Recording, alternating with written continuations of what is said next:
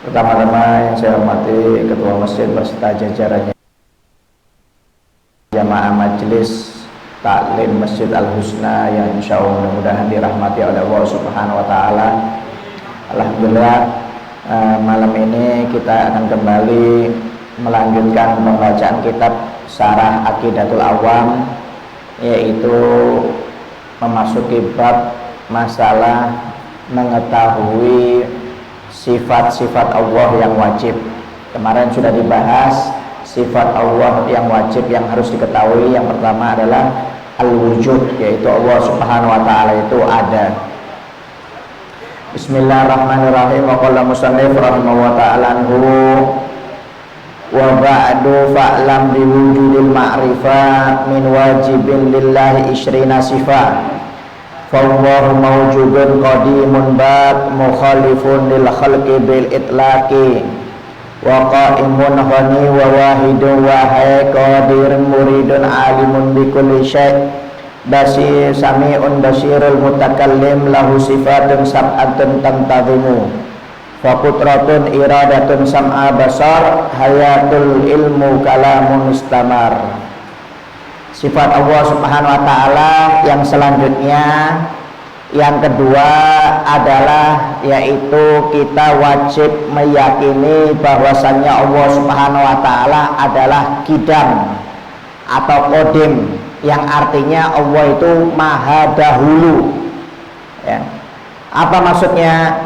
Yaitu maksudnya anta taqida annallaha ta'ala qadimun, annahu mawjudun qabla kulli syai' wa annahu lam yakun ma'duman fi waqti minal awqat wa anna wujudahu laisa lahu awal. Yaitu kita harus meyakini bahwasanya Allah Subhanahu wa taala itu maha dahulu, yaitu Allah itu ada sebelum segala sesuatu itu ada. Dan Allah itu tidak didahului dengan waktu yang ada. Dan wujudnya Allah Subhanahu wa taala tidak ada awalnya. Jadi sifat qidam atau qadim itu bahwasanya kita harus meyakini Allah itu maha awal. Maksudnya apa? Tidak ada siapapun sebelum Allah Subhanahu wa taala. Maaf kalau Anda ini sebelum Anda orang tua Anda. Sebelum orang tua Anda ada kakek Anda, tapi kalau sebelum Allah nggak ada. Ya, itu artinya apa? Allah itu maha dahulu. Jadi sebelum segala sesuatu ada, itu Allah itu sudah harus kita yakini. Ya. Kalau sebelum bumi ada planet lain sebelum bumi. Ya. Kalau bumi ini kan ceritanya kalau menurut astronom kan perpecahan antara planet kemudian menjadi bumi. Jadi sebelum bumi itu ada planet, sebelum planet itu ada planet. Ya. Tapi kalau sebelum Allah nggak ada. Kenapa? Allah itu yang maha dahulu, yang maha awal. Ya. Jadi Allah pun tidak terikat dengan waktu. Maaf, Allah itu tidak terikat dengan waktu. Kalau Anda terikat dengan waktu, Pak, Anda lahir tahun 1940, 1950. Ya, ada yang 1970, ada yang 1980, ada yang lahir tahun 2000, terikat dengan waktu. Fir'aun umpamanya 5000 tahun sebelum Masehi. Nanti umpamanya Nabi Isa 500 tahun sebelum lahirnya Nabi Muhammad SAW. Itu mereka itu semuanya ada terikat dengan waktu. Tapi kalau Allah sebelum ada waktu, Allah itu sudah ada.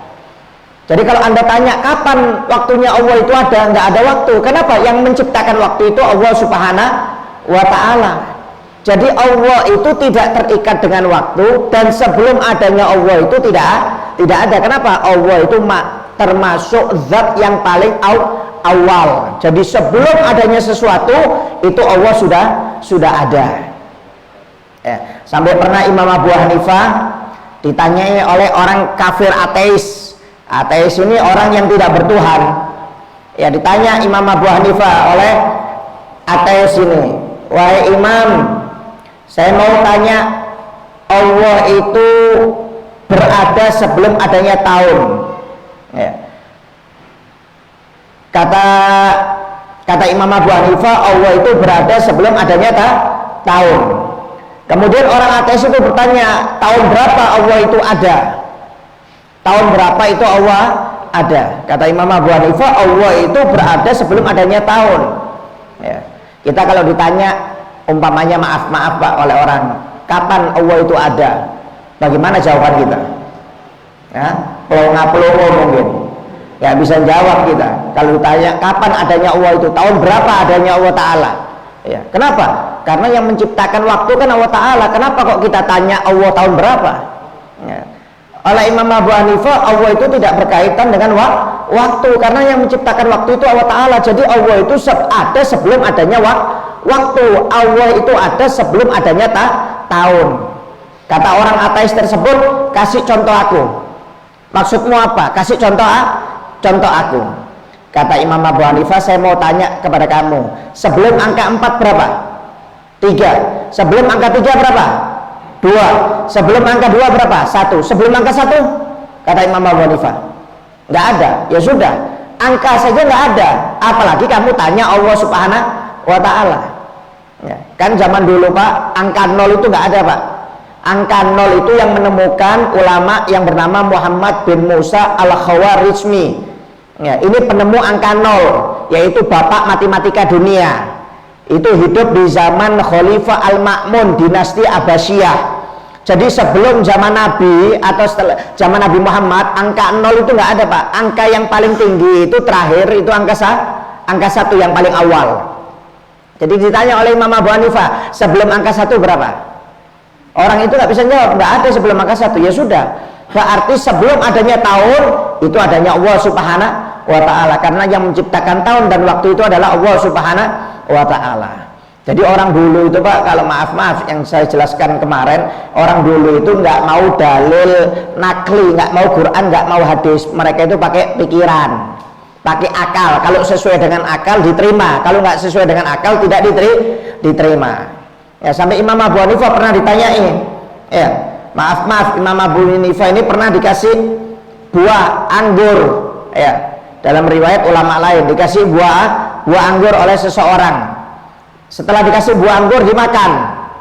Setelah dimakan, ya nggak lama kemudian orang ini ngasih minuman anggur, dikasihkan kepada Imam Abu Hanifah. Imam Abu Hanifah nolak, ya nggak mau saya. Kalau buahnya saya makan, tapi kalau minuman anggurnya saya nggak mau.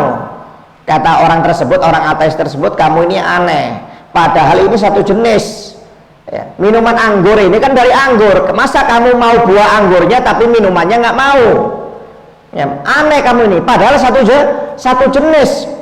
Kata Imam Abu Hanifah, kalau buahnya halal, minumannya haram. Kenapa? Minumannya ini memabukkan. Nggak bisa, karena ini satu jenis, kata orang tersebut. Kalau buahnya halal berarti minuman anggur juga halal. Kalau kita gimana dijawab itu Pak? Ya. Kata Imam Abu Hanifah, nggak ribet. Sini kamu, saya mau tanya sama kamu, kata Imam Abu Hanifah. Ya. Kamu punya istri, iya. Kamu punya anak perempuan, iya. Saya mau tanya, kalau kamu kumpul dengan istrimu mau. Kalau kamu kumpul dengan anakmu nggak mau. Loh kenapa? Kan satu jenis itu. Anakmu kan juga keluar dari istrimu. Kenapa kamu nggak mau? Kamu ini aneh. Sama istrimu kamu mau, sama anakmu yang perempuan kamu nggak mau kumpul. Padahal kan satu jenis. Itu kan keluar dari rahim istrimu. Kenapa kamu nggak mau? Ya orang ateis itu bingung. Ya, kenapa? Jawaban akal dijawab dengan pertanyaan akal dijawab dengan akal. Kata Imam Abu Hanifah seperti itu juga. Kalau memang minuman buah anggur ini halal, belum tentu minuman anggur itu halal. Begitu juga seperti kamu, kalau memang istrimu halal tapi anakmu tidak halal bagimu, kata Imam Abu Hanifah. Jadi jangan kamu samakan, walaupun satu jenis belum tentu sama-sama halalnya. Ya. Jadi orang dulu itu nggak mau kalau pakai dalil Quran, hadis, mereka itu nggak mau. Mereka harus pakai dalil akal. Begitu juga Imam Abu Hanifah ketika ditanya kapan adanya Allah Ta'ala, tahun berapa? Allah itu ada sebelum adanya tahun. Allah itu ada sebelum adanya waktu. Apa dalilnya? Tanya sebelum angka 1 angka berapa? Kalau Anda jawab 0, sebelum angka 0 berapa? Nggak ada kan? Begitu juga Ya, berarti Allah ini ada sebelum adanya sesuatu, dan Allah ini ada sebelum adanya waktu dan tahun. Ya. Jadi kita harus yakin bahwasanya Allah itu maha dahulu. Apa dalil Qur'annya? Yaitu dalil Qur'annya huwal awwalu wal akhir wal dhahir wal batin. Allah itu maha dahulu, maha awal, maha pertama kali. Jadi sebelum adanya makhluk itu Allah sudah ada. Ya. Allah sudah ada. Jadi sebelum adanya makhluk. Ya. Kemudian kalau sifat qadim ini sifat wajib. Kalau sifat mustahilnya itu hadis, yaitu Allah itu baru. Allah itu baru. Kalau qadim kan maha dahulu, maha lampau. Kalau yang baru namanya hadis. Ya, nggak mungkin Allah itu baru. Kenapa? Kalau baru itu berarti dia butuh sesuatu yang menciptakan, muhdits. Contohnya maaf Pak, Anda ada ini karena ada sebab pembuatannya, yaitu apa? Siapa pembuatannya? Orang tua Anda. Kalau nggak ada orang tua Anda nggak mungkin ada. Ya, berarti kalau Allah itu baru, berarti ada yang menciptakan Allah Subhanahu wa Ta'ala. Nabi Adam kenapa kok ada? Nggak punya bapak, nggak punya ibu, karena adanya Allah Ta'ala. Allah yang menciptakan Nabi Adam. Ya, kenapa kok ada surga, kok ada neraka? Karena adanya Allah Subhanahu wa Ta'ala. Jadi Allah itu tidak mungkin baru. Allah itu maha lampau, maha dahulu. Karena apa? Yang menciptakan alam semesta ini adalah Allah Subhanahu wa Ta'ala. Bahkan Nabi Muhammad SAW ya berdoa, di antara doanya yang terkenal yaitu Nabi Muhammad pernah berdoa, Allahumma antal awwalu falaisa qablaka syai' wa antal akhiru qabla falaisa ba'daka syai'un. Ya, dalam hadis diriwayatkan oleh Imam Muslim bahwasanya Nabi Muhammad SAW berdoa, ya Allah, Engkau adalah yang pertama, tidak ada sesuatu yang mendahulimu. Engkau adalah maha pertama, tidak ada sesuatu yang mendahulimu, dan Engkau adalah maha terakhir, tidak ada sesuatu setelahmu, kata Nabi Muhammad SAW. Jadi Allah itu yang paling awal dan Allah itu yang paling akhir. Ya, paling akhir. Jadi nggak ada ujungnya. Allah itu tidak ada permulaan dan tidak ada ujung. Kalau kita ada permulaannya Pak, ada ujungnya. Ujungnya kapan ya? Nanti kalau mati. Nanti diciptakan lagi, dibangkitkan lagi oleh Allah Subhanahu wa Ta'ala. Walaupun bumi ada permulaannya, tapi ada ujungnya juga, ada akhirnya. Kapan? Nanti kalau hari kiamat bumi bakal hancur, planet-planet juga bakal hancur. Tapi kalau Allah itu tidak ada permulaan dan tidak ada akhir. Ya, Allah itu maha dahulu dan maha akhir. Ya. Jadi orang dulu itu luar biasa Pak ya. Termasuk Al-Khawarizmi ini yang menemukan angka 0. Jadi ulama-ulama dulu itu hebat, bukan sembarangan. Ya, jangan dikira ulama-ulama dulu itu maaf cuma pinter Quran, hadis, tafsir, bisa ceramah. Enggak, ulama-ulama dahulu itu ilmu dunianya menguasai mereka. Ya, yang menemukan ilmu matematika sekarang itu Pak, ya bapak matematika dunia itu Al-Khawarizmi, Muhammad bin Musa, itu ulama besar. Itu yang menemukan ilmu aljabar. Ya, kemudian ada Ibnu Sina. Ibnu Sina itu bapak ilmu kedokteran modern.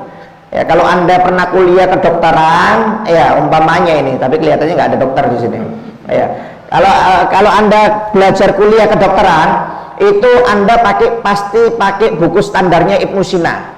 Walaupun di Eropa, Amerika orang kafir itu pakai buku standar. Kenapa? Ibnu Sina itu punya buku standar ilmu kedokteran. Makanya dinamakan ilmu bapak kedokteran modern dunia. Ibnu Sina itu ulama, dia hafal Quran, hafal hadis. Ya. Ilmunya dipakai, oleh orang kafir dipakai. Ya. Ibnu Sina itu. Ya. Kemudian ada Abbas bin Farhan. Abbas bin Farhan ini yaitu orang yang menemukan konstruksi pesawat terbang pada abad 9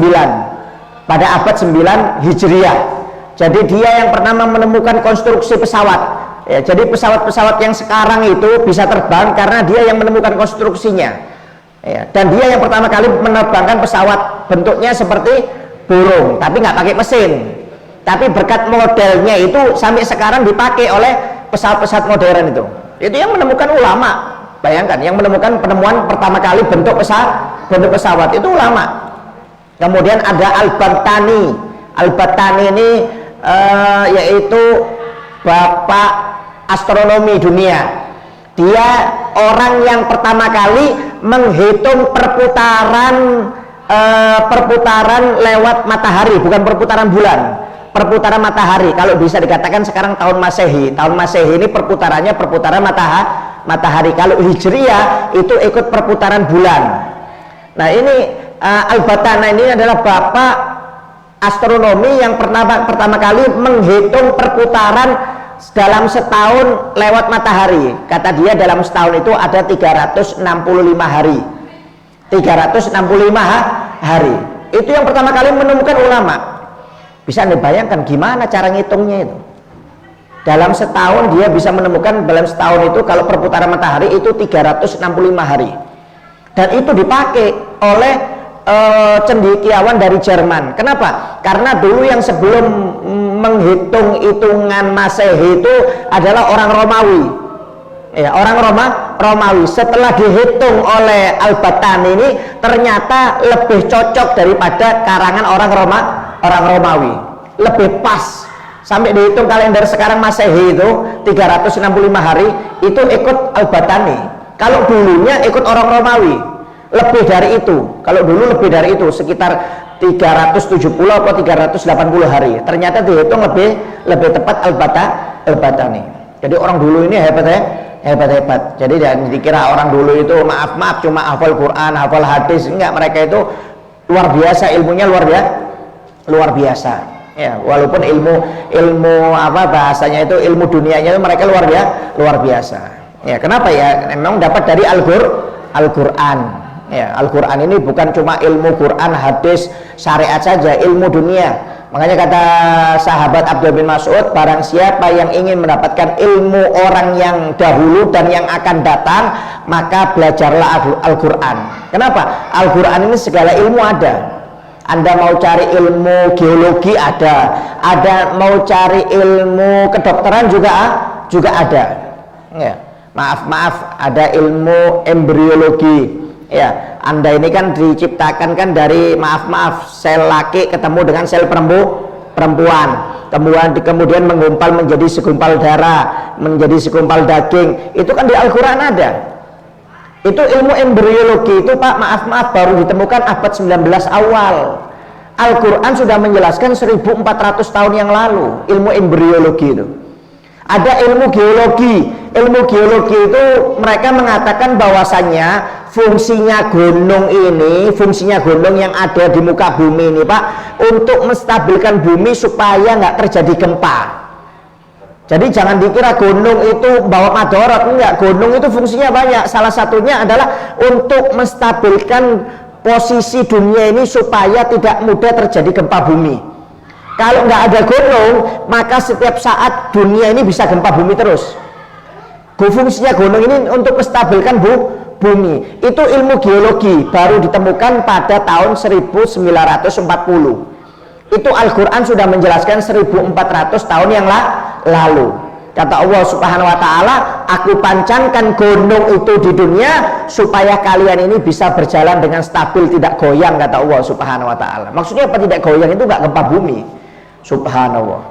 Ya, jadi banyak ilmu-ilmu yang baru ditemukan itu karena Al-Quran. Ya, makanya sampai rumah sakit di Amerika itu Pak, ada motonya pakai hadis Nabi Muhammad SAW. Padahal itu rumah sakit kafir, non muslim, tapi motonya tasumu tasihu, berpuasalah kalian niscaya kalian akan sehat. Subhanallah. Sampai motonya hadis Nabi dipakai. Ya, subhanallah. Kenapa? Memang Quran dan hadis ini ilmu yang luar biasa. Cuma kadang-kadang kita nggak paham. Ya, kenapa? Bukan kapasitas kita. Ya. Kemudian kita lanjutkan. Ya. Kemudian sifat Allah Subhanahu wa ta'ala yang selanjutnya setelah kitab adalah baqa. Apa artinya? Yaitu Allah kekal. Allah itu kekal. Ya. Apa maksudnya? Yaitu maksudnya anta takida Allah Subhanahu wa ta'ala baq wa anna baqa'ahu laisa lahu nihaya wa annahu la yazulu aslan wa la yalhiqul adam fi waqti minal awqat. Maksudnya baqa apa? kita harus meyakini bahwasanya Allah Subhanahu wa taala itu kekal, dan kekalnya Allah taala itu tidak ada akhirnya. Ya.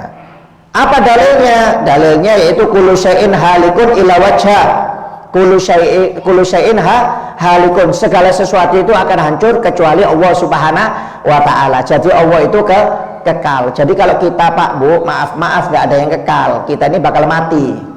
Cuma kadang-kadang kita nggak merasa nggak bakal mati. Itu yang heran. Ya, orang kalau sudah merasa dirinya nggak bakal mati, ini yang bahaya. Bahaya. Kenapa? Kalau dia merasa hidup terus, berarti dia nggak ingat dengan kematian. Berarti kalau sudah nggak ingat kematian, nggak mungkin dia ingat dengan Allah Subhanahu wa taala. Itu yang bahaya. Makanya kita harus yakin Allah itu kekal, nggak mungkin hancur, nggak mungkin musnah. Kita ini yang bakal hancur, bakal musnah. Ya. Kalau Allah nggak mungkin mati, Pak, nggak mungkin rusak. Kalau kita bisa rusak, mungkin kita sekarang sehat. Maaf kalau sudah tua, gigi ompong habis. Ya, mungkin kita sehat. Kalau sudah tua, penyakit kencing manis, asam urat segala macam. Ya. Kalau Allah nggak mungkin kena penyakit macam-macam, nggak mungkin rusak. Kalau kita bakal rusak. Kita ini bakal musnah. Ya. Jadi maaf jangan sampai pernah merasa kita ini kekal. Karena banyak orang hidup di dunia ini, Pak, maaf dia merasa kekal, nggak mungkin meninggal dunia. Ini yang bahaya. Ya. Yang kekal itu hanya Allah Subhanahu wa taala. Ya. Kalau Allah tidak kekal, Pak, maaf siapa yang ngurus dunia dan langit? Ya, maaf kalau Allah ini nggak kekal, bisa rusak, bisa sakit umpamanya. Wah, ya gimana mau ngurus dunia dan langit ini? Mau ngurus kita? Ya. Kita aja kalau sakit, pekerjaan kita bisa terbengkalai kok. Ya. Umpamanya Anda ke kantor, gara-gara Anda sakit berbulan-bulan, kerjaan kantor bisa menumpuk gara-gara Anda. Bisa Anda bayangkan, maaf kalau Allah ini bisa sakit. Wah, gimana bisa hancur ini langit bumi ini, bisa tabrakan mungkin kalau nggak ada Allah yang ngatur. Jadi nggak mungkin, Allah itu nggak mungkin binasa, Allah itu nggak mungkin rusak. Itu harus kita yakini bahwasanya Allah Subhanahu wa taala kekal, ya. Dan Allah Subhanahu wa taala kekal, tidak ada akhirnya, ya. Dan Allah Subhanahu wa taala tidak mungkin akan mati, kecuali makhluknya saja yang akan mati dan hancur, ya, akan hancur. Makanya dianjurkan kita ini untuk selalu ingat kematian.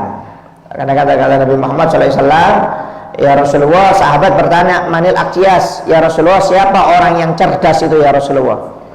Ya. Kalau orang yang cerdas, Pak, orang yang pintar, menurut Nabi Muhammad SAW, maaf, bukan orang yang berpendidikan tinggi sampai S1, S2, S3, profesor, doktor, bukan. Ya. Kata Nabi Muhammad, orang yang cerdas itu adalah orang yang selalu mengingat kematian dan mempersiapkan diri sebelum kematian itu menjemput dirinya. Itu orang yang cerdas, kata Nabi Muhammad SAW. Ya, jadi maaf, kita ini nggak mungkin kekal. Yang kekal itu hanya Allah Subhanahu wa taala. Kita pasti akan rusak, akan binasa, akan meninggal dunia. Dan kita akan dihidupkan lagi oleh Allah Subhanahu wa taala kedua kalinya. Cuma jangan sampai ketika hidup kedua itu, ya, kita sudah menyesal. Kenapa? Karena hidup yang pertama itulah yang dibuat ladang, bukan hidup yang kedua. Hidup yang kedua itu hanya untuk menunai saja, untuk memanen. Sekarang ini menanam. Jadi kita ini hidup di fase yang pertama. Fungsinya apa? Untuk menanam. Menanam apa? Amal soleh. Nanti hidup kedua baru kita petik amal soleh tersebut. Makanya waktu hidup di fase yang pertama ini jangan kita buat untuk maksiat. Kalau kita buat untuk maksiat, nanti akhirnya fase kedua kita hidup, itu manennya hanya dosa yang kita dapatkan, akhirnya akan diazab oleh Allah Subhanahu wa taala. Waliyadzubillah min dzalik. Ya, hati-hati. Makanya kita selalu ingat mati. Kalau orang selalu ingat mati, Pak, insya Allah amalnya akan bagus. Tapi kalau orang nggak pernah ingat mati, jangan harap hidupnya akan enak. Dia akan selalu lupa kepada Allah Subhanahu wa taala, nggak mungkin dia beribadah kepada Allah Subhanahu wa taala. Ya kalau orang dulu enggak Pak, selalu ingat mati terus.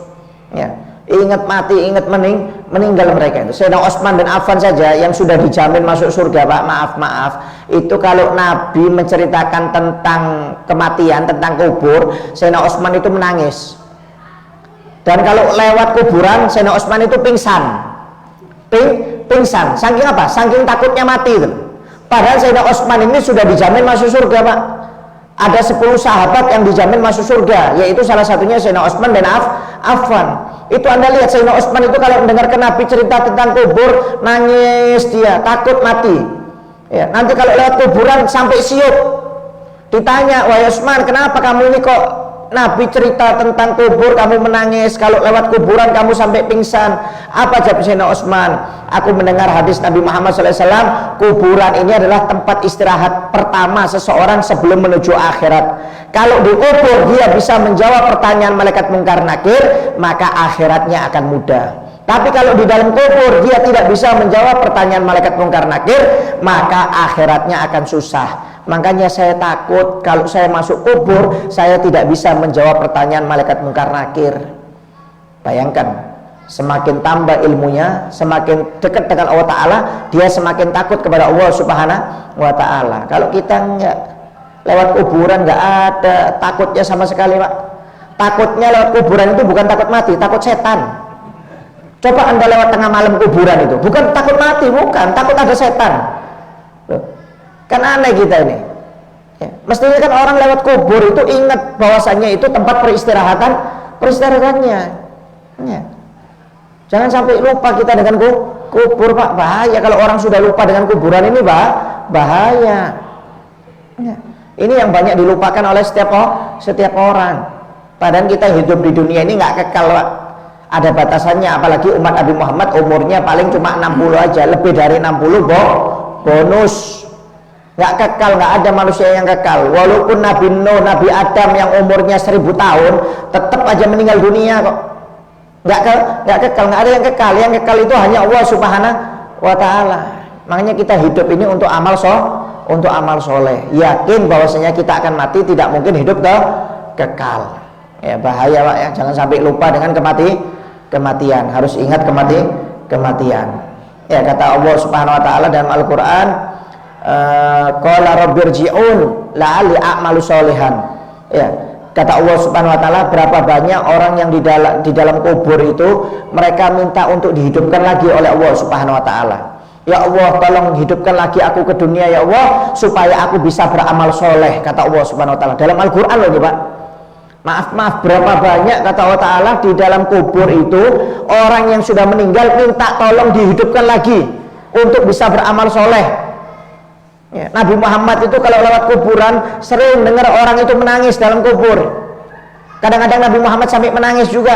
Kenapa? Karena mereka minta dihidupkan lagi, karena mereka lupa dengan kematian, merasa kekal, akhirnya nggak ingat dengan kematian, dia bermaksiat terus kepada Allah Subhanahu wa Ta'ala. Waliyadzubillah min dzalik.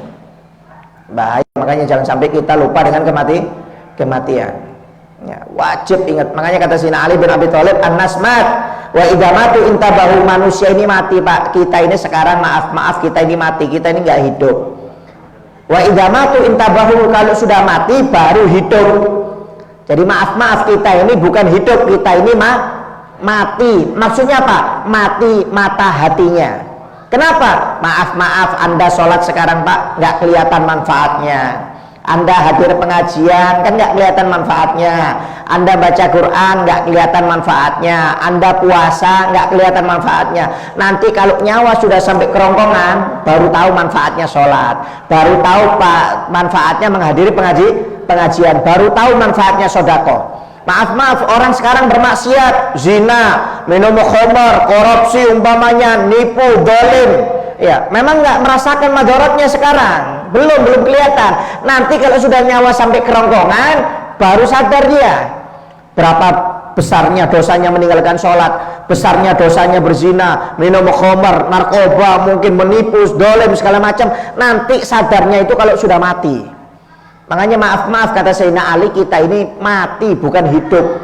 Kenapa? Karena kita nggak merasakan manfaat dari ibadah dan madorotnya dari maksiat. Nanti kalau sudah nyawa sudah sampai kerongkongan baru sadar semuanya, Pak.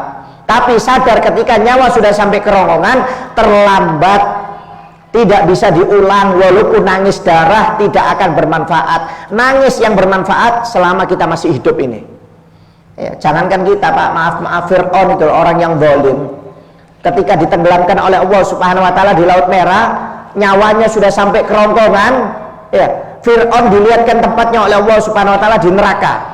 Fir'aun langsung mengatakan, amantu bi Rabbi Musa wa Harun, aku beriman kepada Tuhannya Musa dan Harun. Jadi nyawanya sudah sampai kerongkongan baru beriman Fir'aun ini. Kata Allah Subhanahu wa taala, al-an qad asaita qablu wa kunta minal mufsidin. Sekarang sudah mau tobat kamu wahai Fir'aun. Dulu kamu merusak, dulu kamu bermaksiat kepada aku, nggak taat kepada aku, nyawa sudah sampai kerongkongan baru kamu mau tobat, kata Allah Ta'ala. Nggak bisa, nggak bisa, Pak.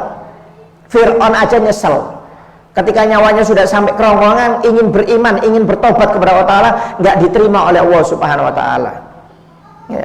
Oleh karena itu jangan sampai kita seperti Fir'aun. Takutnya kita nggak sadar, nanti kalau sudah nyawa sampai kerongkongan baru sadar. Sadar ketika nyawa sudah sampai kerongkongan adalah sangat tidak bermanfaat dan tidak mungkin dikembalikan lagi oleh Allah Subhanahu wa taala. Waliyadzubillah min dzalik. Bahaya. Makanya kita nasib alhamdulillah dikasih rezeki oleh taala, sehat, panjang umur, gunakan untuk ibadah kepada Allah Subhanahu wa taala. Jangan dibuat untuk lupa kepada Allah taala, Pak. Ya, bahaya ini. Ya. Bahaya. Ya. Jadi sifat Allah yang ketiga adalah Allah maha kekal. Allah tidak mungkin hancur, tidak mungkin binasa, tidak mungkin sakit, tidak mungkin mati. Hanya manusia yang hancur, makhluknya Allah yang akan binasa, sakit maupun meninggal dunia. Kemudian sifat Allah yang selanjutnya yaitu adalah al-mukhalafatu lil hawadits. Artinya Allah itu tidak sama dengan makhluknya. Itu harus kita yakini, Pak, bahwasanya Allah tidak sama dengan makhluknya. Apa dalilnya? Yaitu ayat Allah Subhanahu wa taala, laisa kamitslihi syai'un wa huwa samiul basir. Bahwasanya Allah Subhanahu wa taala itu tidak menyerupai dengan sesuatu apapun. Artinya apa?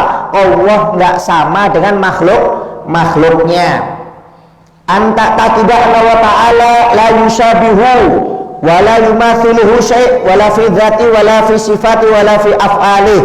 Yaitu kita harus yakin bahwasanya Allah itu tidak menyerupai dan tidak sama dengan sesuatu apapun, baik di dalam zatnya Allah, sifatnya Allah, dan perbuatannya Allah Subhanahu wa ta'ala. Hati-hati, jangan sampai pernah menyamakan Allah dengan makhluknya. Ya, walaupun kadang-kadang di dalam Al-Quran, Pak, maaf, ada di dalam Al-Quran itu ayat yang berfirman yaitu yadullah fauqa aydihim, yaitu tangannya Allah di atas tangannya mereka. Loh, itu jangan Anda sifatkan Allah punya tangan, nggak boleh. Kenapa? Allah itu nggak sama dengan makhluknya. Kalau Anda menyatakan Allah punya tangan, berarti Allah sama seperti manusia. Nggak boleh, itu bisa kafir, bisa kufur. Ya, nggak boleh. Ya, contohnya yang lain apa? Ar-Rahman ala arsyistawa, yaitu Allah bersemayam di atas arsy. Loh, berarti Anda mengatakan Allah itu duduk di atas arsy. Allah itu tinggal di arsy, berarti kalau Anda mengartikan secara bahasa ini nggak boleh nih. Ini kalau Anda menyatakan Allah di arsy, Allah di langit, berarti Allah perlu tempat tinggal. Makanya kadang-kadang orang ditanya itu loh, kamu nanti dilihat dari Allah dari langit loh, itu nggak boleh. Perkataan seperti itu nggak boleh, Pak. Kenapa? Berarti Anda menyatakan Allah itu di langit, berarti Allah butuh tempat. Padahal langit itu adalah ciptaan Allah Ta'ala. Buat apa Allah duduk di langit? Langit itu kan ciptaan Allah Ta'ala. Ya, jadi nggak boleh. Jadi jangan sampai ada sifat-sifat yang kita samakan bahwanya sifat makhluk itu sama seperti sifatnya Allah Ta'ala. Jadi nggak boleh. Makanya para ulama salaf itu kalau ada ayat-ayat seperti ini, ada ayat tangannya Allah Ta'ala, kemudian kursinya Allah Ta'ala, itu oleh ulama salaf itu dikembalikan lagi kepada Allah Ta'ala. Jadi jangan diserupakan seperti makhluk. Jadi kalau ada sifat tangannya Allah Ta'ala, kemudian tempat tinggalnya Allah Ta'ala, itu jangan disifatkan sama seperti makhluk. Kata para ulama salaf dahulu, itu kembalikan artinya Allah yang maha tahu, kita nggak paham artinya. Tapi kalau ulama kholaf itu ditakwil tafsir. Kalau artinya tangan itu adalah kekuatannya Allah Subhanahu wa Ta'ala.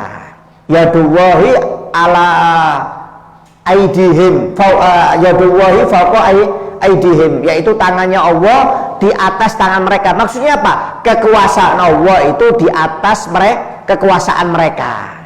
Jadi jangan sampai mensifatkan Allah dengan makhluk. Jadi jangan pernah mengatakan Allah punya tangan, Allah itu bentuknya seperti apa. Nggak boleh seperti itu. Itu bisa kafir, Pak, bisa kufur. Ya, jadi Anda jangan mengangan-angan Allah itu seperti apa. Kata Nabi Muhammad, la tafakkaru fi dzatillah bal tafakkaru fi khalqillah. Kata Nabi Muhammad, kamu jangan berpikir tentang zatnya Allah. Allah itu seperti apa modelnya ya? Gimana matanya Allah ya? Seperti apa rumahnya Allah ya? Gimana bentuknya Allah? Itu nggak boleh, kata Nabi Muhammad. Tapi berpikirlah tentang penciptaan Allah. Anda lihat gunung, berpikir subhanallah, maha suci Allah yang bisa menciptakan gunung. Anda lihat lautan yang luas, lihat matahari, bintang. Nah itu Anda yang nggak apa-apa. Tafakur kepada penciptaan nggak apa-apa. Tapi kalau tafakur kepada zatnya Allah, bentuknya Allah, itu nggak boleh, kata Nabi Muhammad SAW. Makanya kalau Anda berpikir tentang zatnya Allah, takutnya nanti menyamakan Allah dengan makhluknya. Tapi hati-hati, jangan sampai mengatakan Allah di langit. Ya, berarti Allah butuh tempat. Yang butuh tempat itu manusia, Pak. Yang butuh tempat itu malaikat. Yang butuh tempat itu jin. Yang butuh tempat itu binatang. Kalau Allah tidak butuh tempat, ya. Tangan Allah Ta'ala di atas tangan mereka. Bukan berarti Allah punya tangan. Itu artinya kekuasaan. Jadi nggak mesti sesuatu yang di dalam Al-Quran itu harus kita artikan sesuainya, nggak bisa. Kadang-kadang harus butuh tafsir atau takwil. Ya, sampai ada seorang ulama, maaf, dia mengatakan bahwasannya Al-Quran itu nggak boleh ditafsir, nggak boleh. Al-Quran itu harus diartikan sesuai artinya. Ya, subhanallah, ulama yang mengatakan seperti ini, maaf, dia buta, Pak. Buta. Akhirnya kata Sayyid Muhammad bin Alwi al-Maliki, dia mengatakan, wahai fulan, jika kamu mengatakan Al-Quran tidak boleh ditafsir, tidak boleh ditakwil, coba jelaskan ayat bahwasanya Allah berfirman di dalam Al-Quran, barang siapa yang buta di dunia maka akan buta juga di akhirat. Coba jelaskan ini, apa maksudnya? Berarti kamu nanti di surga juga buta? Bukan, maksudnya buta di sini apa? Ditafsir, yaitu buta mata hatinya, bukan buta matanya. Orang walaupun buta matanya, tapi kalau dia beriman nanti masuk surga dia bisa melihat. Jadi Al-Quran itu butuh tafsir, butuh takwil. Ya. Kalau nggak butuh tafsir, berarti pernyataan Allah, barang siapa yang buta di dunia maka juga akan buta di akhirat. Padahal itu butuh tafsir. Maksudnya barang siapa yang buta mata hatinya, tidak mau taat kepada Allah, Quran dan hadis, maka di akhirat dia akan buta juga. Itu maksudnya. Jadi kalau ada lafaz Allah punya tangan, Allah duduk di atas arsy, itu jangan disamakan, nggak boleh. Berarti kalau Anda menyatakan Allah duduk di arsy, Allah di langit, Allah punya tangan, berarti Anda menyatakan Allah itu sama dengan makhluknya. Padahal Allah tidak sama dengan makhluknya. Hati-hati ya. Ini tauhid, ini bahaya ini. Ya, kadang-kadang orang nggak paham. Ya, di mana Allah di atas? Nah, terus di bawah siapa? Loh, kan aneh. Hati-hati, Allah di langit, terus di bumi siapa? Loh, jangan mengatakan seperti itu. Bahkan dalam Al-Quran saja Allah lebih dekat denganmu daripada urat nadimu, kata Allah Subhanahu Wa Taala dalam Al-Quran. Artinya apa? Allah itu di mana-mana, nggak bisa. Ya, Kita nggak bisa mengatakan Allah di sini, di situ, nggak bisa, karena Allah tidak butuh tempat. Artinya apa? Allah selalu melihat kita, selalu dekat dengan kita. Ya, jadi jangan sampai pernah menyamakan Allah dengan makhluknya. Ya, jadi Allah tidak sama dengan makhluknya. Wala syibhalahu wala mithlalahu. Jangankan ada yang sama, yang menyerupai Allah pun nggak ada, Pak. Kalau manusia yang sama banyak, ya, lahir kembar, muka sama banyak, itu namanya sama. Kalau menyerupai itu contohnya seperti satu orang, kemudian satu orang dibikin dari patung, bentuknya sama, ini namanya menyerupai, serupa tapi tidak sama. Kenapa? Yang satunya manusia, yang satunya patung, bentuknya sama. Kan ada banyak itu patung-patung yang sama seperti pemain bola, mukanya patung sama seperti presiden. Kalau Anda lihat, loh, ini ke presiden kan? Bukan, ini menyerupai, ini patung, ini bukan orangnya. Kalau sama itu artinya sama, Pak, seperti orang bayi lahir kembar, muka sama, itu namanya sama. Kalau menyerupai itu mirip tapi tidak sama. Contoh, maaf, buah apel Malang umpamanya dengan apel Eropa itu sama. Kenapa? Sama-sama apelnya, cuma beda daerah. Satunya dinamakan apel Malang, satunya apel Amerika. Kalau serupa itu apa maksudnya? Yang satunya buah apel, yang satunya mainan apel-apelan itu loh, yang dibuat di rumah kita kan ada mainan itu, apel, jeruk, tapi kan nggak bisa dimakan. Nah, itu namanya serupa. Itu namanya serupa. Jadi jangankan yang sama, yang serupa dengan Allah itu nggak ada. Yang serupa dengan Allah tidak ada, apalagi yang sama dengan Allah Subhanahu wa ta'ala. Oleh karena itu jangankan menyamakan, menyerupakan sesuatu dengan Allah Subhanahu wa ta'ala itu haram hukumnya. Bisa kafir, bisa kufur. Oleh karena itu hati-hati, ini akidah tauhid. Jadi jangan pernah menyamakan Allah dengan segala sesuatu atau menyerupakan Allah dengan segala sesuatunya. Kurang berapa menit? 7. Kemudian selanjutnya sifat Allah yang selanjutnya, tadi yang sifat Allah kan yang pertama yang kemarin dibahas adalah wujud. Allah itu ada, nggak mungkin Allah itu tidak ada.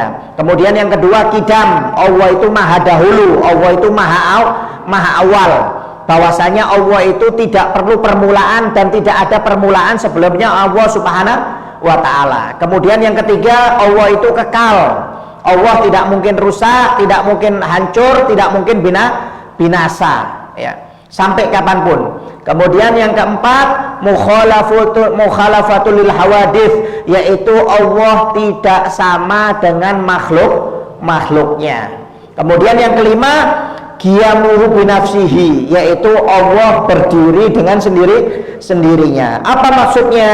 Bahwasanya kita harus yakin bahwasanya Allah tidak butuh pada sesuatu apapun. Allah itu berdiri dengan sendirinya. Allah tidak butuh sesuatu apapun. Allah tidak butuh tempat. Allah tidak butuh keadaan. Allah tidak butuh sama sekali dengan makhluknya. Allah maha kaya dan tidak butuh pada segala sesuatunya. Ya, jadi Allah itu nggak butuh sesuatu, Pak. Maaf. Ya, kalau kita masih butuh makan, butuh minum, butuh tempat tinggal, mau bangun rumah, Anda nggak bisa sendiri, butuh tukang, butuh arsitek umpamanya, mau butuh kawan untuk bisa membangun sama-sama. Kalau Allah nggak butuh sesuatu, Pak. Allah nggak pernah butuh makan, nggak pernah butuh tempat tidur, nggak pernah butuh rumah, ya, nggak pernah butuh obat, nggak pernah butuh vitamin. Ya, Allah itu tidak pernah butuh apapun. Allah itu berdiri dengan sendirinya. Kalau kita, Pak, nggak mungkin bisa berdiri. Ya, mulai bayi aja Anda masih perlu ibu yang nyusui Anda, yang merawat Anda, orang tua yang merawat Anda. Nggak mungkin Anda bisa berdiri dengan sendirinya, nggak mungkin. Begitu juga kalau sudah besar, Anda juga butuh apa? Butuh makan, butuh minum, butuh vitamin, butuh istirahat, butuh tempat tinggal. Kalau manusia itu masih butuh dengan segala sesuatu. Jadi nggak usah sombong. Wah, saya nggak perlu itu, nggak ada. Namanya manusia itu pasti butuh. Tidak ada manusia yang tidak butuh, Pak. Maaf. yang tidak butuh segala sesuatu, yang bisa berdiri dengan sendiri hanya Allah Subhanahu wa taala. Anda lihat Pak, maaf, Allah bangun surga perlu tukang nggak? Kalau kita bangun jembatan Pak, bangun masjid perlu tukang. Iya. Allah bangun neraka perlu tukang nggak? Kalau Allah bangun neraka perlu tukang Pak, kepanasan itu, terbakar tukangnya di dalam neraka itu. Iya. Allah nggak perlu sesuatu, nggak perlu. Allah bisa bangun sendiri itu surga. Allah bisa bangun neraka, bisa menciptakan langit, bisa menciptakan bumi, bisa menciptakan gunung, laut, bisa mengatur kehidupan kita. Allah Subhanahu wa taala, kita diatur oleh Allah Subhanahu wa taala. Kita ngatur anak kita aja setengah mati kadang-kadang, ngatur keluarga kita aja sudah kelabakan kadang-kadang. Maaf. Subhanallah, Allah Maha berdiri sendiri. Tidak perlu bantuan siapapun. Subhanallah. Ya Pak, luar biasa. Ini adalah keistimewaan sifatnya Allah Subhanahu wa taala. Jadi Allah Subhanahu wa taala itu berdiri dengan sendirinya, tidak butuh kepada siapapun. Bisa Anda bayangkan Pak, menciptakan bumi ini seperti apa? Kita melihat gedung pencakar langit aja itu maaf, seperti Zam-Zam, hotel Zam-Zam yang di depan Ka'bah, itu berapa tahun pembangunannya? Loh, kalau dipikir-pikir gedung yang sebesar itu aja membutuhkan waktu bertahun-tahun. Kalau nyiptakan bumi loh, kira-kira butuh berapa tahun, berapa abad, berapa miliar tahun menciptakan bumi sebesar seperti ini. Allah ciptakan bumi cuma sebentar aja, kun fayakun langsung jadi. Ada yang lebih besar dari bumi, langit pertama lebih besar dari bumi. Nggak perlu Allah, walaupun bumi aja bisa diciptakan, apalagi langit pertama. Nggak perlu tukang, nggak perlu waktu, nggak pakai, walaupun maaf, walaupun waktu 1 detik, kalau Allah langsung mengatakan jadi, langsung jadi. Nggak sampai 1 detik langsung jadi. Dan tidak perlu tukang, tidak perlu yang membangun. Ini kenapa? Menunjukkan kebesaran Allah Subhanahu wa taala. Ya. Jadi Allah itu berdiri dengan sendirinya. Allah tidak butuh tempat, Allah tidak butuh segala sesuatu, dan Allah tidak butuh kepada siapapun. Itu harus kita yakini. Walaupun maaf sholat kita Pak, Allah nggak butuh. Jadi jangan mengatakan Allah butuh sedekah Anda, butuh sholat kita, butuh puasa kita, Quran kita. Enggak. Kita yang butuh kepada ibadah kita. Jadi sholat kita itu kembali kepada kita, sedekah kita kembali kepada kita, bacaan Quran kita kembali kepada kita. Allah tidak butuh kepada apapun. Ya, wallahu a'lam bishawab. Nanti insya Allah di pertemuan yang akan datang akan kita bahas lagi sifat-sifat Allah yang selanjutnya. Jadi yang kita bahas sifat Allah ini ada 5 yang sudah kita bahas, yaitu wujud, ada, kemudian qidam, Allah itu maha dahulu atau maha awal, kemudian baqa, Allah itu kekal, tidak mungkin musnah atau hancur. Kemudian yang keempat, mukhalafatul lil hawadisi, yaitu Allah itu tidak sama dengan makhluknya. Dan yang kelima, qiyamuhu binafsih, yaitu Allah itu berdiri dengan sendirinya, tidak butuh bantuan siapapun. Wallahu a'lam bishawab.